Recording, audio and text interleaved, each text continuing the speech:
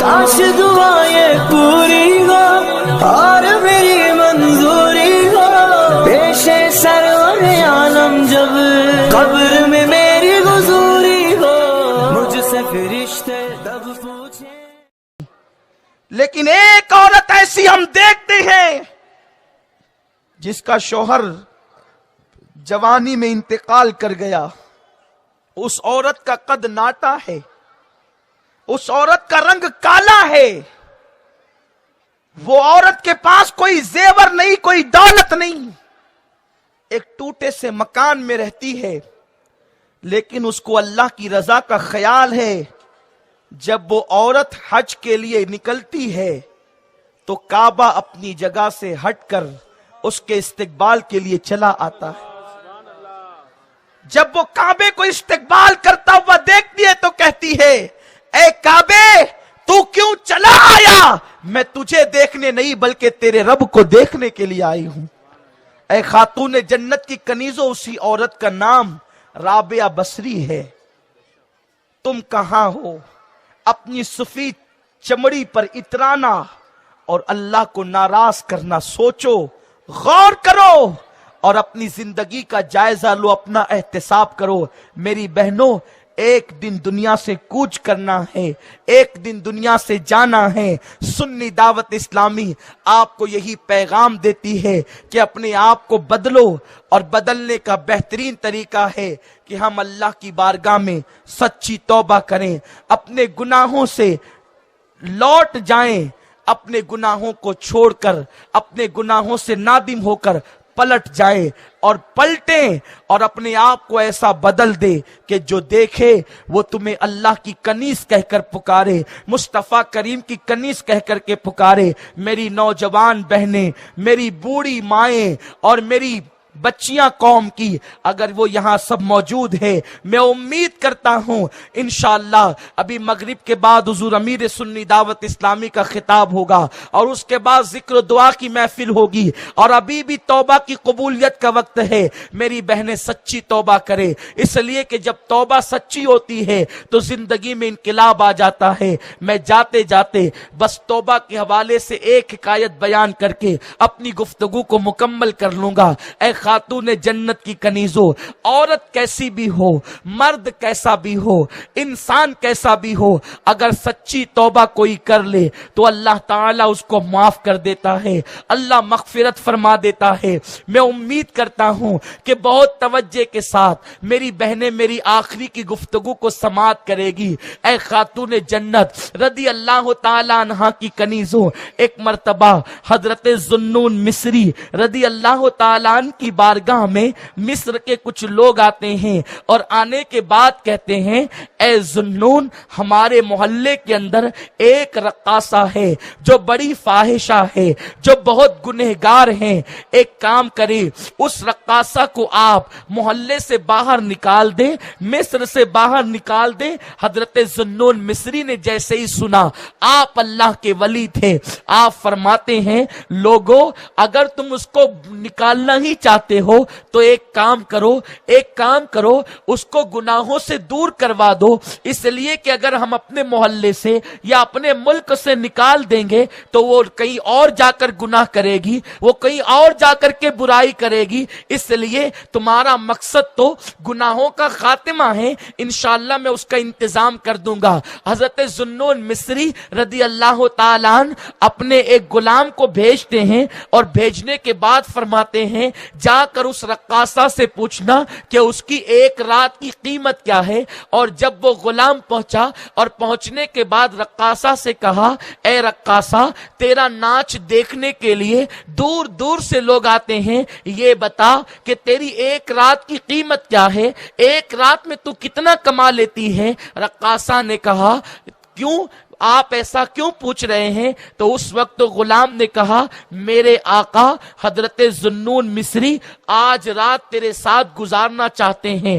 اس لڑکی نے اپنے بالوں کو جھرجھری دے کر بڑے غرور سے کہا، لو اب ذوالنون جیسے ولی بھی میرے ناچ کے شیدا ہو گئے، میرے ناچ کے فدائی ہو گئے، اور اس نے اپنی قیمت بتا دی۔ اس کے بعد حضرت ذوالنون مصری کا غلام جب ان کے پاس پہنچا اور پاس پہنچنے کے بعد قیمت بتائی. ذوالنون مصری تیار ہو گئے. اللہ اکبر. رقاصہ سوچ رہی تھی کہ شاید ذوالنون مصری بھی اور مردوں کی طرح میرے ساتھ کھیل تماشا کریں گے, میرا ناچ دیکھیں گے, لیکن اللہ اکبر عشاء کی نماز پڑھنے کے بعد حضرت ذوالنون مصری رحمت اللہ علیہ جب اس کے گھر پہنچے, گھر پہنچنے کے بعد فرمایا, بیٹی آج کی رات تیرے کمرے میں کوئی نہیں آئے گا, آج رات تجھے میرے ساتھ میں جیسا کہوں گا ویسا ہی کرنا ہے. اس لڑکی نے جب اپنے لیے بیٹی کا لفظ سنا تو کہنے لگی,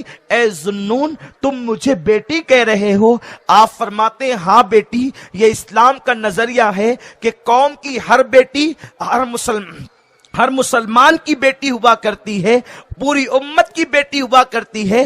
حضرت ذوالنون مصری فرماتے ہیں اس لیے میں تجھے بیٹی کہتا ہوں. اتنا سننے کے بعد اس نے کہا, یہاں تو حال یہ تھا کہ جو بھی آتا تھا مجھے ایسے للچائی ہوئی نظر سے دیکھتا تھا جیسے بھوکا گوشت کے لوتھڑے کو دیکھتا ہے, لیکن آپ مجھے بیٹی کہتے ہیں. اتنا سننے کے بعد ذوالنون مصری کہتے ہیں, بیٹی آج تجھے میرے ساتھ نماز پڑھنا ہے اور تجھے اپنے گناہوں سے توبہ کرنا ہے. حضرت ذوالنون مصری کے کہنے کے بعد اس لڑکی نے کہا, لیکن ذوالنون مجھے تو نماز پڑھنا آتی ہی نہیں, میرا حال تو یہ ہے کہ اللہ اکبر میں بچپن میں یتیم ہو گئی تھی اور میری ماں نے اپنی بیوگی کی وجہ سے مجھے نچنی عورتوں کے ساتھ کر دیا تھا, اور نچنیاں عورتوں کے ساتھ رہتے رہتے میں بھی بہت بڑی نچنیاں بن گئی, اور اب حال یہ ہے کہ مصر کی بڑی نچنیوں میں میرا شمار ہوتا ہے. ذوالنون مصری کہتے کچھ بھی ہو, اگر تجھے نماز پڑھنا نہیں آتی تو کوئی بات نہیں بیٹی, تم میرے پیچھے کھڑے رہنا, جیسے میں کرتا ہوں ویسے تو بھی کرنا. وہ لڑکی غسل کر کے آئی, اچھے کپڑے پہنے اور ذوالنون مصری کے پیچھے کھڑی ہو گئی. حضرت ذوالنون مصری نے اللہ اکبر کہہ کر جب ہاتھ باندھے, اس نے بھی ہاتھ باندھ لیے. ذوالنون مصری نے تلاوت قرآن کرنی شروع کی. قرآن مقدس کی تلاوت میں حضرت ذوالنون کی آواز میں وہ تاثیر تھی کہ اس لڑکی کے دل پر تلاوت قرآن اثر کرتی ہے, اور اس کے بعد اس کی آنکھوں سے آنسو نکلنے لگتے ہیں اور اس کا دل اللہ کی طرف مائل ہونے لگتا ہے. پھر کیا ہوا؟ حضرت ذوالنون مصری نے رکوع کیا.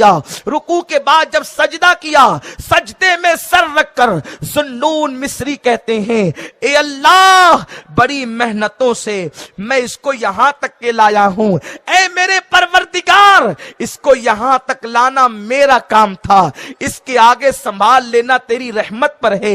مولا اگر تو نے اس کو راہ نہ دی تو اس کے بعد پھر کوئی اسے یہاں تک نہ لا سکے گا.